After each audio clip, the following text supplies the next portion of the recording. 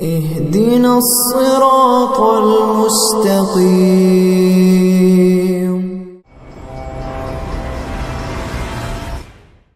اگر بیر لگاؤ گے ہی نہیں کبھی تو اس کے پتے کہاں ملیں گے؟ اور جب پتے نہیں ملیں گے تو ظاہر ہے تمہیں جب ضرورت پڑے گی، پھر جب کوئی مر جاتا ہے پھر پوچھتے ہیں ارے صاحب پتے تو یہاں کہاں ملیں گے؟ تو ہم صابن سے نہلا دو صابن سے، ہمیں کہاں منع ہے؟ لیکن صابن میں خنزیر کی چربی بھری ہوگی، نہ معلوم کیا کیا ہوگا صابن میں، کیا استعمال کیا گیا ہے کس کو پتا ہے؟ جا رہا ہے پاکیزہ کر کے بھیجو، منع نہیں ہے صابن لگانا کسی بھی طرح سے، یہ مت کہنا کسی مفتی نے منع کر دیا ہے، صابن استعمال کرنا جائز ہے، اگر خنزیر کی چربی بھی ہو تب بھی جائز، لکھا ہے فقہا نے۔ اس لیے جب اس صابن کو لگا کر حج کر لیا، جب اس صابن کو لگا کر کعبہ چوم لیا، اس صابن کو لگا کر نمازیں پڑھ لی، تو ظاہر ہے وہ صابن کو لگا کر اللہ کے یہاں جانے میں کیا تکلیف؟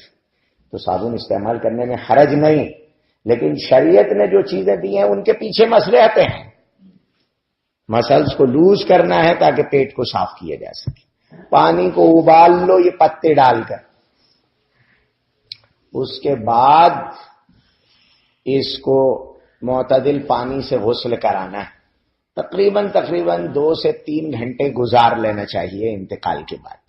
اتنا وقت کم، یہ نہیں ہے کہ ادھر مرا ادھر پانی میں ڈبایا نکالا اور ادھر قبرستان پہنچا دیا، اتنا نہیں، کم سے کم 2 سے، ہاں ایبولا کا مسئلہ آ جاتا ہے، کوئی ایسا وائرس پھیلا تھا اور اس کی وجہ سے موت ہوئی ہے، اور اگر زیادہ دیر تک ناش کو باہر رکھا جائے گا تو خطرہ ہے کہ اس سے وائرس اور زیادہ پھیلے گا، اس وقت میں جلدی دفنانا ہوتا ہے، عام حالات میں 2 سے 3 گھنٹے۔ اللهم صل على سيدنا محمد وعلى آل سيدنا محمد